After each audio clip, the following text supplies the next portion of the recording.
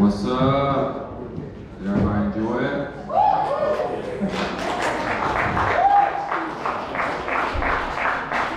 Thanks for coming. Yes, thank you guys so much for coming. Seriously, there was a lot of process in that doc, and there's a spider web in my head.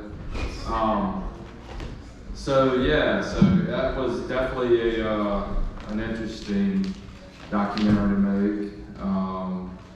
We made it pretty quickly, combined with a lot of evidence that had been gathered by Sean and Kevin, aka LA Beast, over the years, which added a lot to the entire documentary. So they made it a little bit easier for me to put together, although putting one of these types of documentaries together is not an easy task because you don't have a script to go by, and you have a bunch of interviews and a bunch of footage, and you gotta kind of try to mold it together to try to make a cohesive story out of it. And I'm not a paranormal investigator. I'm just I'm a filmmaker, and I like to tell stories. So I'm very hard on myself because I never feel like what I do is good enough. But I just try to entertain and tell a story, and I hope you guys enjoyed it, and I hope that it made sense, and I hope the evidence that we presented was maybe compelling. I don't know. It's very compelling, Billy, what you're talking right now. I mean, Billy's an amazing artist and filmmaker, and really putting something together and putting his love and passion into a cohesive story. And obviously, there's a lot of stuff that happened, and there was even stuff that we couldn't even finish because we could have made this documentary at least 3 hours. I mean, again, being there and going to that place so many times over the years, it's just so mind-blowing, and like I even forget some of the experiences I probably had that have followed me home because I've been there so many times. And again, I reiterate how much this place sticks to you. And I know that there's other people that have talked even on Ghost Adventures, because they did do an episode of Ghost Adventures at this place back in 2011, and I'll never forget the episode of the younger couple, and they were saying that there's something about this place that draws you back, and obviously knowing that firsthand now, there's no question about it. The emotion, it's like spiritual ooze that just kind of like lingers with you, and just you feel that connection to that place, and it makes you want to go back. And obviously, you can see some of that throughout the documentary. And another round of applause for having an LA Beast here and being a part of this documentary. Yeah, curious, Kevin. Kevin, me and Sean are the only ones who saw this before you guys saw it tonight. So I just want to know what your raw reaction is to the whole doc. Watching it on the big screen, it's like reliving it for the third time, to where I didn't want to relive it the second time when they filmed it. So, man, it's a crazy place. I know Phil Arnone, you and myself went there for the first time, like 2015, and I think for me, once it said like Fort Dutton, I was like, okay, this is pretty weird here. And then from there, I actually started like going to other places to try and get experiences. But yeah, I think this time around was actually pretty cool to realize that even though the children there were mentally disabled, they were going through a tough time personally, that they're good souls that we kind of like picked up when we were doing the EVP sessions, and then like the locals. Like bringing in the Ouija boards and stuff, or like making it difficult. It was weird. It's like there's good souls with like an underlying evilness there. I would definitely say no way would I ever go there by myself. No way. But again, anytime I've ever done anything paranormal, it's been with Sean. He's seasoned, he knows what he's doing, and I'm glad to be a part of this. But no more for me. I think I'm done. No, you're not. But yeah, you're right. It's like it was such a mixed bag because I think Letchworth started off with good intentions. I really do think they did, based off the research that I did. That the founder, he really did have good intentions, but I think over the years, due to lack of money and lack of resources, it kind of just took a downward turn. Lack of staff and stuff, and then just a lot of negative, bad things started happening there, which is really sad and really unfortunate. And while I was cutting them, while I was editing, I was very mindful of that. And I think some of the evidence that we got with some of the responses really validated, we use that word validate throughout the doc, but it really did validate a lot of the things that happened at that place over the years. That's just my opinion. Everybody has an opinion on the responses that we get on the EVPs and the spirit boxes and whatnot. So, everybody can form their own opinion on that. And that's why, I asked Kevin in that one room, I'm like, how much stock do you actually put into these responses? Because I want to know. I mean, like I said, I'm a filmmaker. I'm not a paranormal investigator, so I'm trying to learn and understand.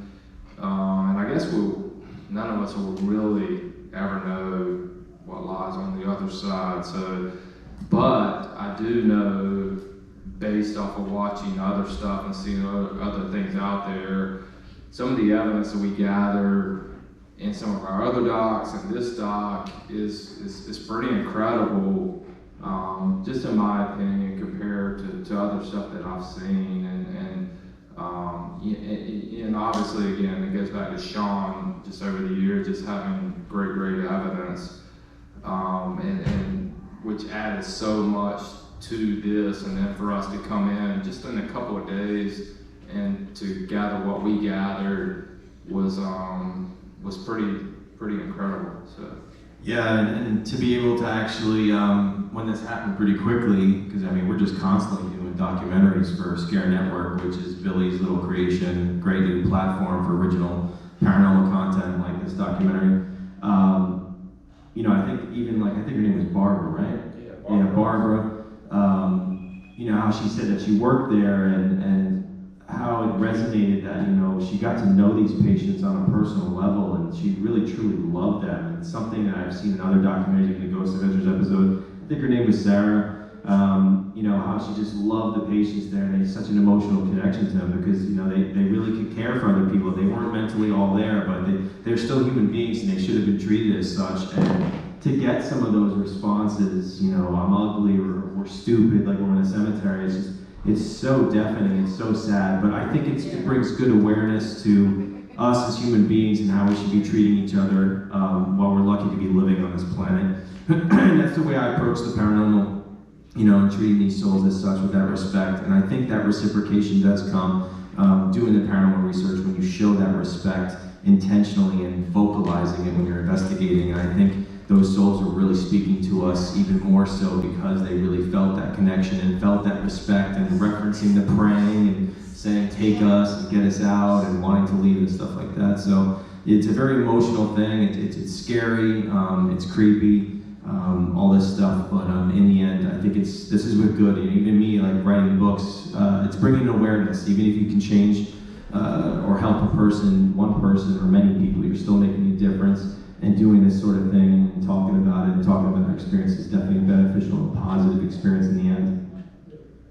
yeah, and when I go through all this, so we'll just film, in some of these places for an hour straight, and a lot of times I'm doing camera, and I may have someone else doing a second camera or helping me out, but we get so much stuff, and even when I'm editing it, there's just so much that's coming through, and it's kind of hard to process, and I missed a lot of stuff. And that one time in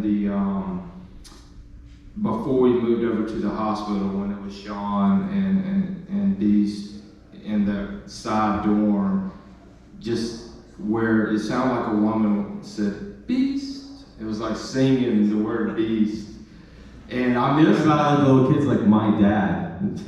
That was actually funny because when that happened, because, you know, sorry Beast, I'm not speaking for, but you recently got married, right? I did. Yeah. And so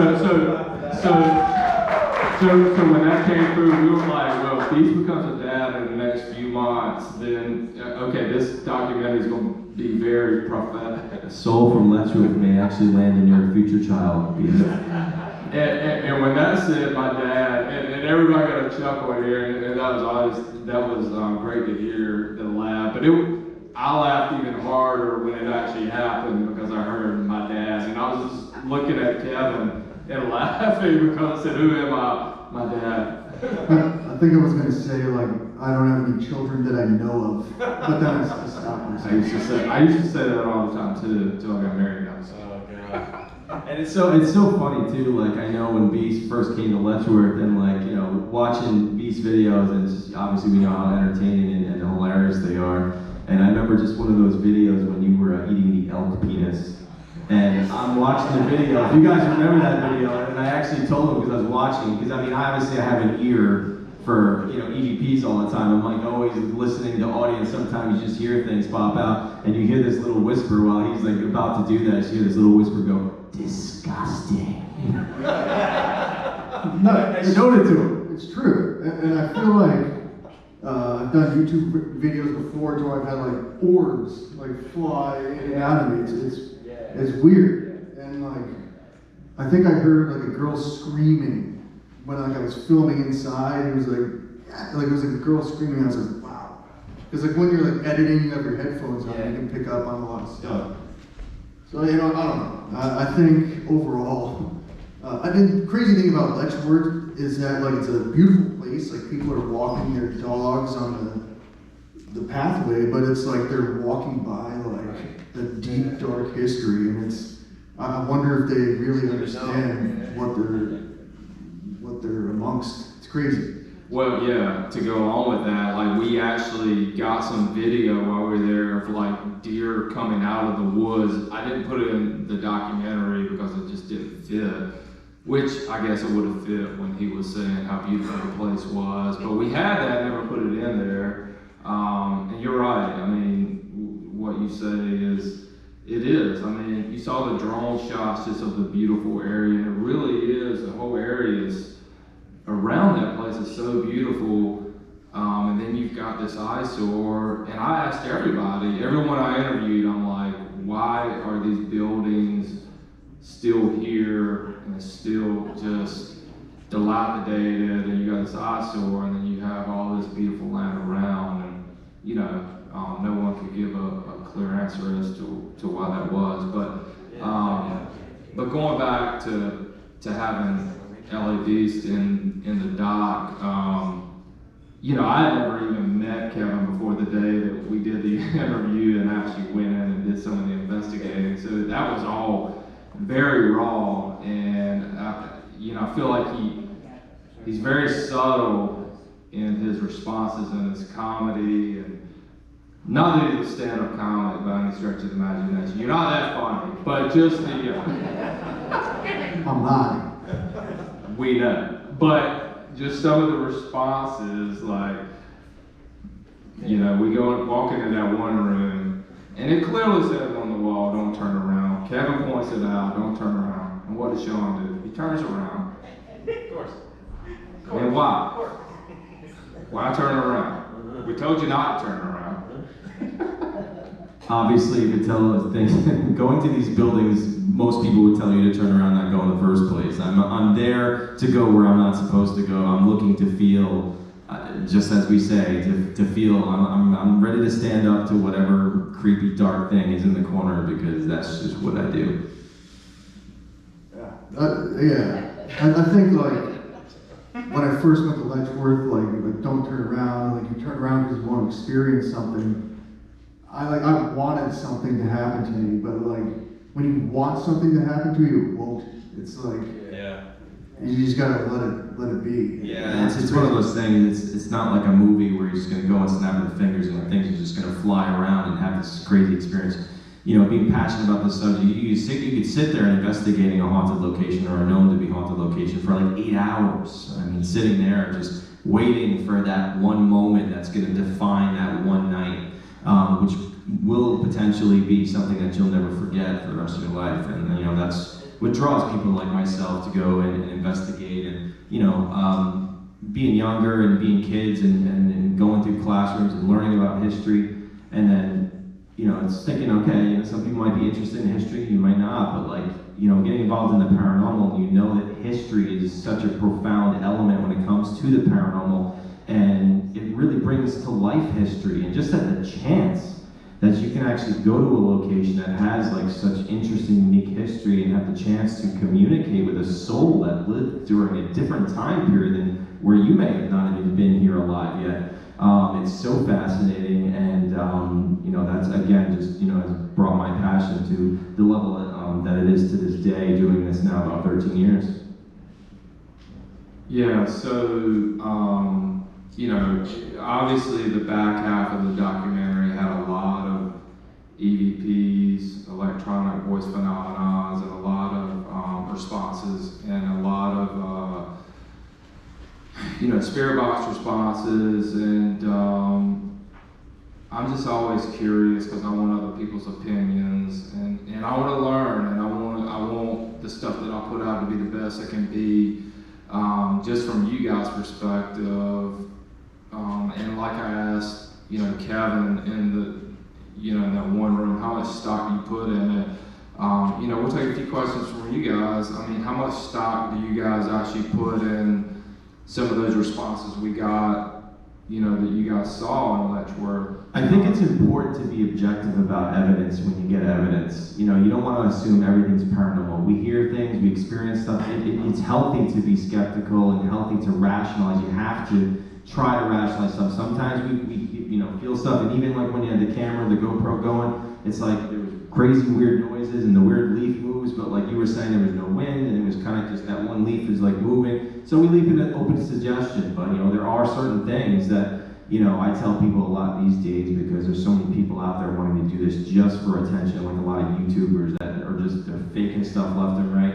It makes a bad name for someone like me, because I'm truly passionate about this subject. And that's why I tell people all the time, it's all about being there, first person, witnessing this stuff firsthand, and when you have no rational explanation for it, that's why we call it the unexplained, because that's how you can define it definitively, whether or not there was some other element that could have been contributing to something that we're thinking is paranormal. So it's the unexplained. So we're looking to make sure that it is unexplained and not explainable.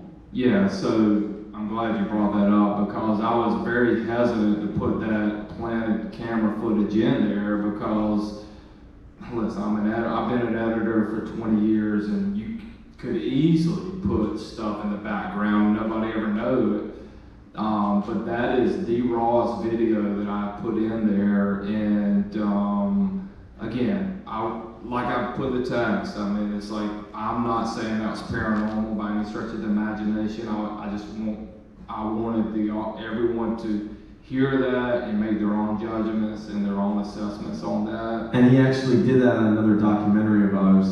If you go to ScareNetwork Maleficence, which is like one of the most terrifying, like, personal paranormal experiences and stories that I was affected by a demonic evil force. And you know, he put a GoPro up in this bedroom of this place, because I had to return back to this location because it was trying to mess with my personal life. And you know, he put a GoPro up there, and he just left that while we were investigating. And like during the night, at some point, I mean, he just went on the audio and then went there, and you just heard this blood-curdling scream of a woman, like it was the last moments of her life, and it's just horrifying. And it's interesting because that's really what this house was. It was a house of horrors. I believe women were tortured and killed there by this evil man.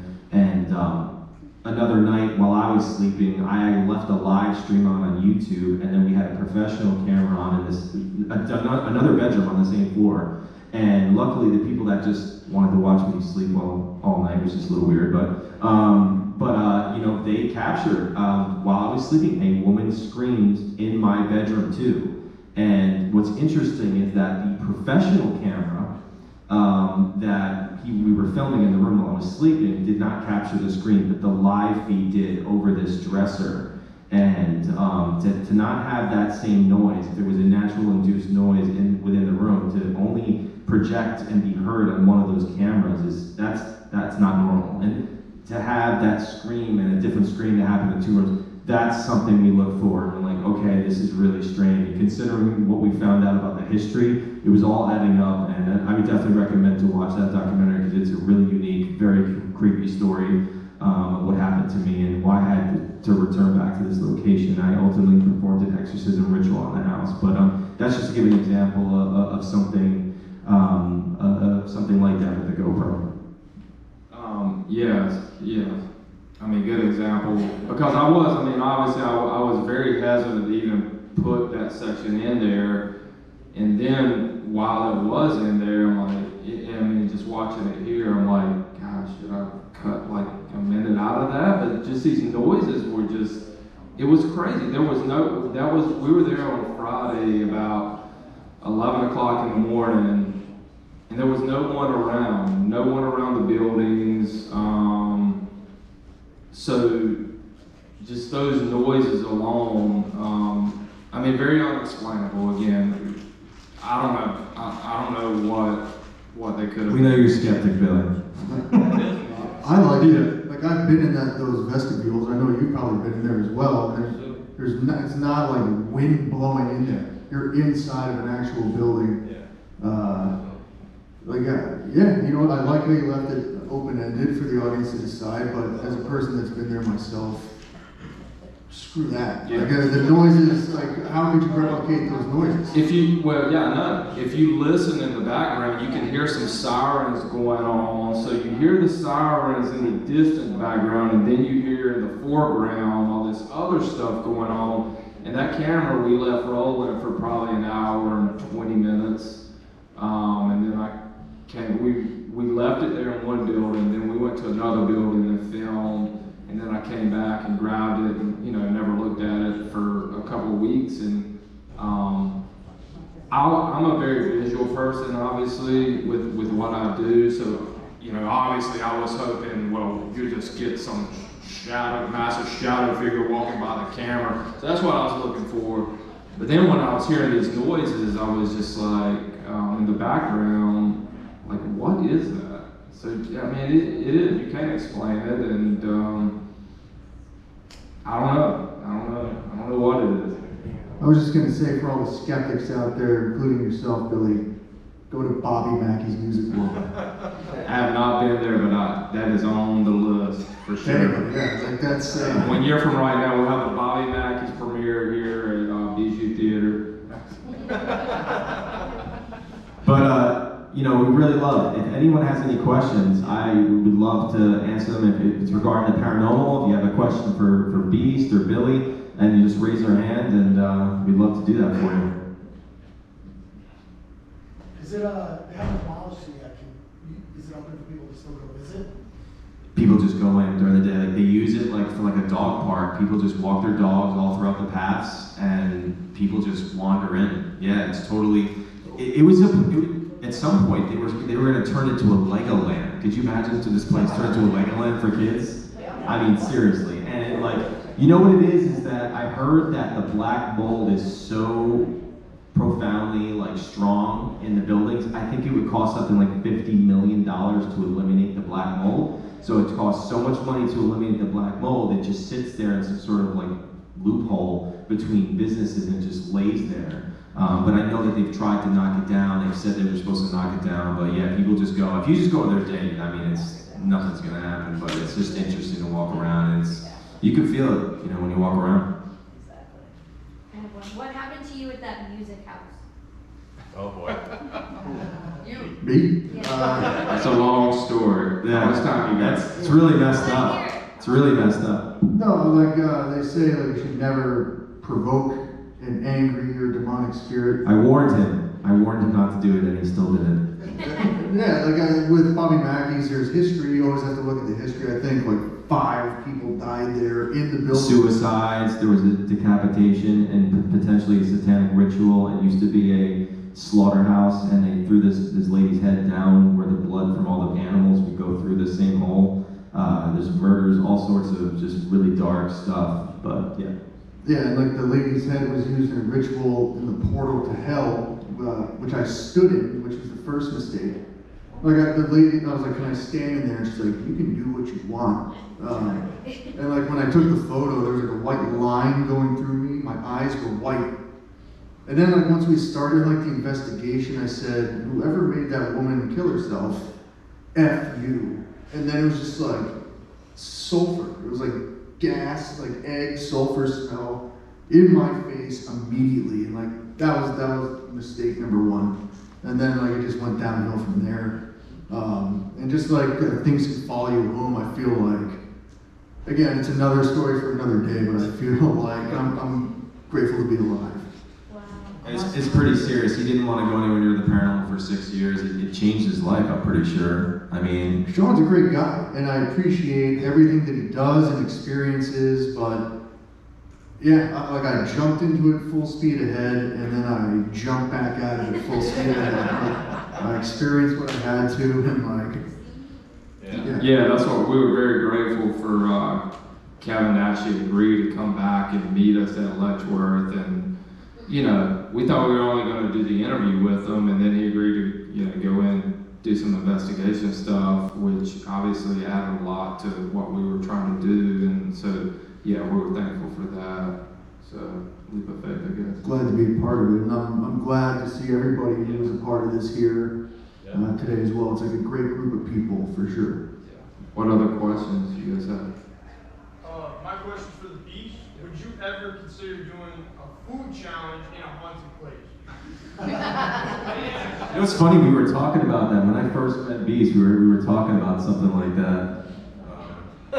It would, it would have to be entertaining. So Halloween special? right, maybe ghost peppers while laying back in the morgue freezer. Right, exactly, because the morgue freezer's cold. And the ghost peppers will keep. Can I stay warm by eating ghost peppers? So we're going later? Yeah, absolutely no. Like, that's a great idea. I don't know In if thought. I'm gonna do it. Go get an EVP and ask it its favorite food, and then go get that favorite food and eat it there. See, this is great. This is a great brainstorming session. All great ideas. I watch a lot of YouTube. I got the clip. Get the EVP. Okay. And you should go with He asked the spirit what he wants you to eat. Oh, he knows. Just no more LPs. We're gonna pick it. That's great idea. I'm thinking, but probably the answer is going to be no. All for it. Is there anything that you think you could find in that building that you would possibly eat? Considering Sean just said there was like 50,000 tons of black mold, I don't want to be one of the deceased at Letchworth. So. You'll be stuck at Letchworth with all the other friends, including the spirit that calls you dad. Maybe the grass growing outside. Like a cow. Any other questions? Go ahead. This is for Sean, it's serious, I'm sorry everybody here, it's really funny, but I want to know, do you ever feel like it's hard to balance healing the souls that are there and well, just walking away after?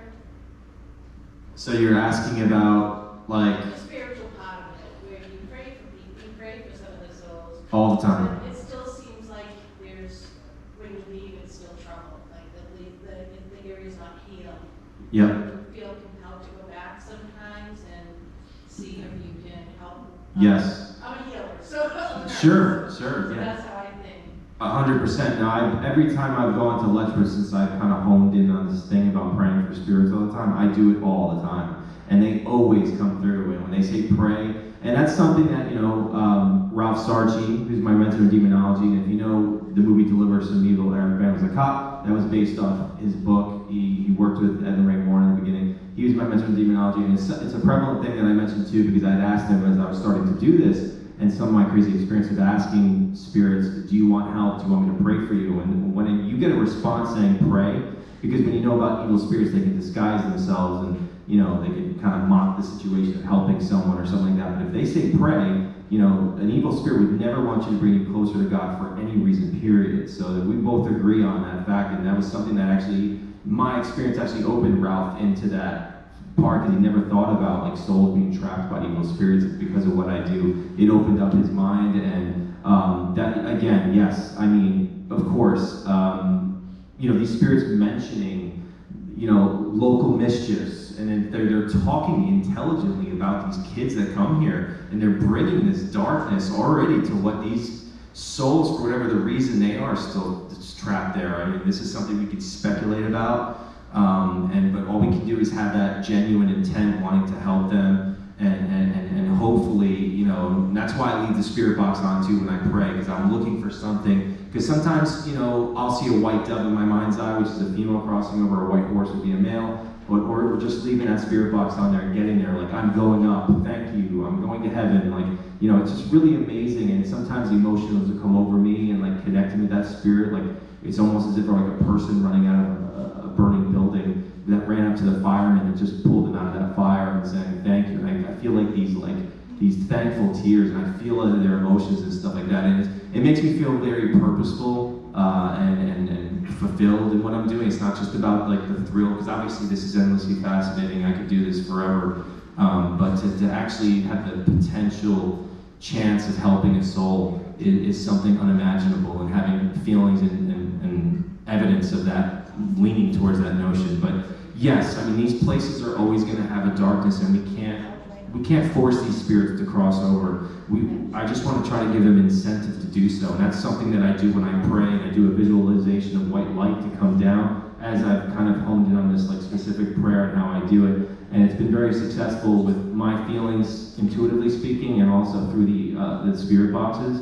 But yeah, they're always going to be energy there, and this stuff follows me home. That's why I have a lot of spirits that do follow me, is because I show that respect, and I don't mind those types of souls following me if they're looking for a way out, if they're looking for prayer, if I need to pray again. And it's kind of funny that some of these souls from locations that I do investigate around the country, they'll show up and they still won't cross over, and they'll come to some random place, and then they'll come through. Even though I was gone from that place, then they're all of a sudden ready, and they're like, here, I'm ready, and I pray, and then they freaking go. It's kind of crazy, but yes, I mean, we can't definitively prove that we're helping these spirits. We you know, there's going to be energy, these places, and again, all we can do is try to connect with them, and what I try to do on an individual level, and I think that really resonates and reciprocates with some of the evidence that I've gotten all throughout the years of investigating the paranormal. But yes, it definitely is always going to be there, and I'm drawn to go back to try to help more spirits in any chance that I can get.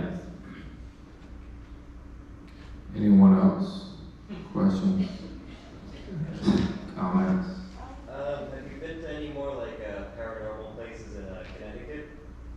So I've lived in Connecticut since May of 2020, and like it was during the pandemic, and I took advantage of it. Everyone was hiding inside, and I was just like, Connecticut's one of the most haunted places in the country, and of course the home of Ed and Lorraine Warren. And yeah, I've been to a bunch of places: haunted roads, asylums, Norwich State Hospital, to Mansfield Training School, to Fairfield Hills. We actually did a documentary too that'll be coming out. We're gonna see if we can do a Halloween event at Fairfield Hills. If you know about the brewery, New Style, yeah, we went there and we did a documentary. We investigated the place for the night, and we had some weird stuff go on, and we're gonna release a documentary maybe sometime this fall as well. Yeah, Fairfield Hills. I've been to so many cemeteries in Connecticut. Just you name it. If it's on like hauntedplaces.org or what's it, Damned Connecticut, I mean, I've pretty much, I've checked it out. I don't miss much. I know somebody told me before about a place that I'm like, I don't really remember that one. I'm gonna have to check it out. But yeah, I've been to so many Connecticut places, and it's no wonder that the Warrens lived here and were busy during their pioneering years. All right, this was not a joke. Speaking of damnct.com or whatever it is, you been to Dudleytown? Or are you thinking of making any sort of videos about that? You know, I went up there, but it's so shady. It's weird. Yeah, and like the cops swarm it, and so many people try to tell me to go up there. You can go through a path and stuff. It's just like it's like a cult up there. I hear all these stories, and I'm just like, Again, people are scarier than ghosts. Let's get that straight. I'll take any creature from another dimension over quite a few human beings on this planet, unfortunately. But so, you know, I'd be more concerned about encountering some weirdo people in situations like that. I'd love to go through Dudleytown, and you know, I've heard stories from Ralph, and he would go up there with Ed Warren and a bunch of them, and they would just run through the woods, and they would get amazing, you know, psychic photographs and get all this evidence and stuff like that. But you know, because of the situation and how it is right now, it's like unless I got some weird permission to go up there, I'm very hesitant to be going around there. Obviously, you try to get permission to go to these places, and they're creepy. But there are plenty in Connecticut as well. But yes, Dudleytown does come up a lot. So, like, with the conclusion of like this documentary of Letchworth, like you did mention earlier that you said that you feel drawn to this place. Would you ever see like you guys, like if not all of you guys, like go back to that place? Like, do you feel like this chapter of your like of Letchworth is like over, or is it something you would revisit? I mean, that place is kind of like infamous to me because it was the first abandoned haunted location that I've ever been to, because I was playing musical chairs with cemeteries in the beginning. I mean, it was just that one big thing, and I'll just never forget always driving up to Letchworth at night and just see this like ominous like building in the dark, and just walking up to it, it's just so creepy, and like, you know, yeah, and it's come home with me. Like, I was just investigating a place in Trumbull, Connecticut. My friend owns an old 1700s house, and I was live streaming, and we did an EVP, and it's clear as day, someone whispers, Letchworth. You know, this stuff, and I think probably the combination of knowing what we were doing and kind of bringing more voice to what, I don't really think there's been many documentaries about Letchworth besides Ghost Adventures, besides like, you know, about the paranormal and stuff like that. I'm sure at some point to be going back there one day, I'm sure it'll end up happening, you know, but I think this kind of just, you know, formulates a whole story of the beginning of us going there, but also telling the story historically of what happened, and then like all of our experiences collectively kind of brings like this everything together, culminates into this thing that brings awareness on a spiritual level, but historically speaking, and to give respect to the souls that once lived and still reside in Letchworth. Yeah, I mean, you never say never, but yeah, like Sean said, I feel like, and I hope that we kind of did a good culmination of the history along with evidence to back up some of the history, and did a good cohesive story of what this place was and is to this day. And who knows, I mean, maybe that premonition of what they had, demolition 2022, would come to fruition, because like we talked about earlier, all the land around there is very beautiful, and then you got this eyesore, these old dilapidated buildings right there, which still just reek of sadness, in my opinion. I mean, you walk through them and you just get hit with, you know, with sadness, and at least for me, just walking through them, I'm a very visual person, and I could just see, and it just takes me back to all the bad things that happened there. And so, in my opinion, I feel like they should just be, you know, taken down and just move on, you know. I think these places should be turned into some sort of museum, you know? Just let people go there, they can tell the story, they can walk through, they can feel for themselves, you know? Some of these places, they're just, it's just a good way to, rather than kind of ignoring it and just trying to demolish it, since so many people are just drawn to go to a place like that and it's been sitting there for so long, why doesn't it turn into some sort of museum? And people can just go there and they can hear about what each building was used for, what went on there. Even if it was bad, I mean, there was still a lot of love from those patients, and that's why some of those nurses and like Barbara herself, and I love these patients. You know, it's just, there's good and bad that comes with history in these places, and just giving a voice to it, giving respect to it, I think would resonate with people and be able to do that in so many positive manners. Could that be a liability if something follows you home?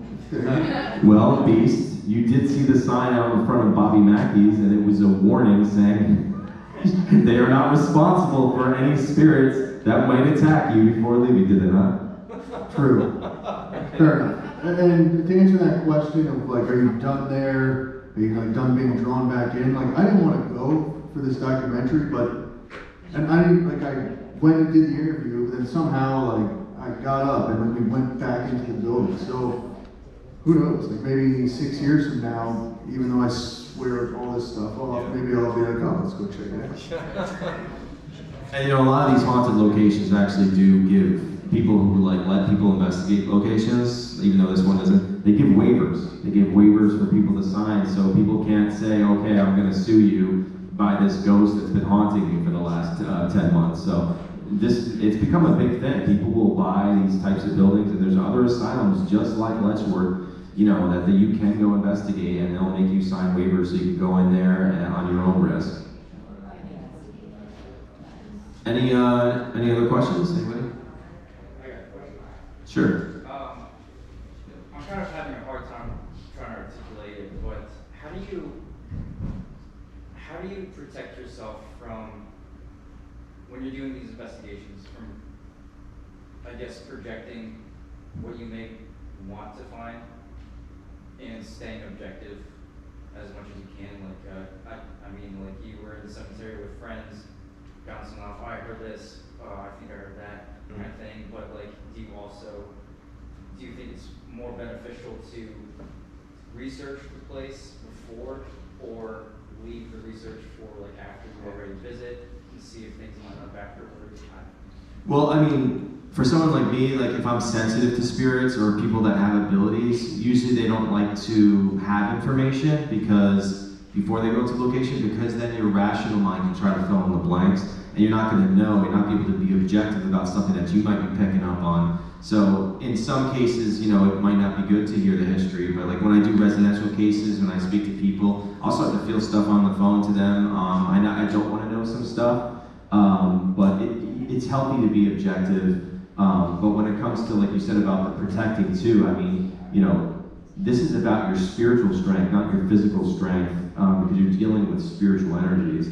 So that's why I tell people you have to be prepared to find that, you know, spirituality within yourself if you're going to open yourself up to the paranormal and try to investigate and engage these things. You have to be prepared, and that's what I did. Like, I started going to cemeteries, but I started reading books. The first book I ever read was the Warren's book, The Demonologist, and I would, you know, Ralph's book and John Zappis' book, and all these people that were around the pioneering times that were just amazing, crazy cases.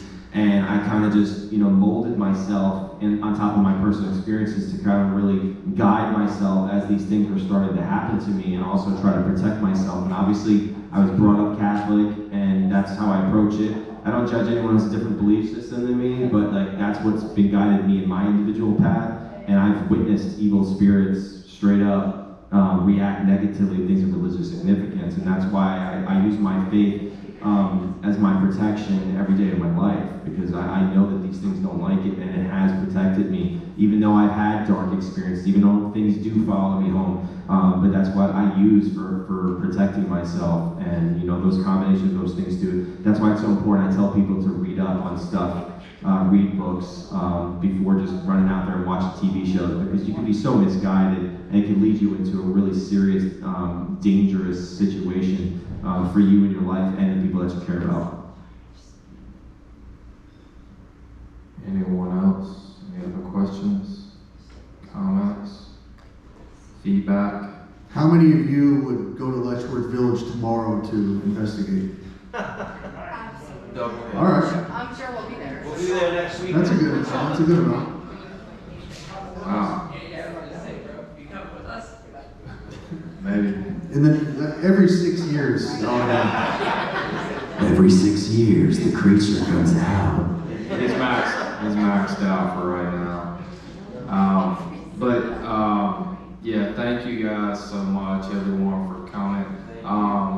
And I would actually like to give a few interviews, if anybody's willing to go on camera, just to talk about the documentary and what they saw and their thoughts on it, and be brutally honest. If they thought it sucked, tell me it sucked. I love everything but you, Billy. But if a few people are willing to stick around, I've got the camera set up out there. eternally grateful that you guys came, and would be even more eternally grateful just for some quick testimonial interviews. Yeah, make sure you check out ScareNetwork.tv. This is a new platform. The Roku app's going to be available starting Monday afternoon. So we have a free app on Apple TV, Fire Stick, and now Roku starting Monday. And we're going to be continuously releasing and putting out solid professional documentaries about all things scary and creepy. Yeah. Thank you guys so much.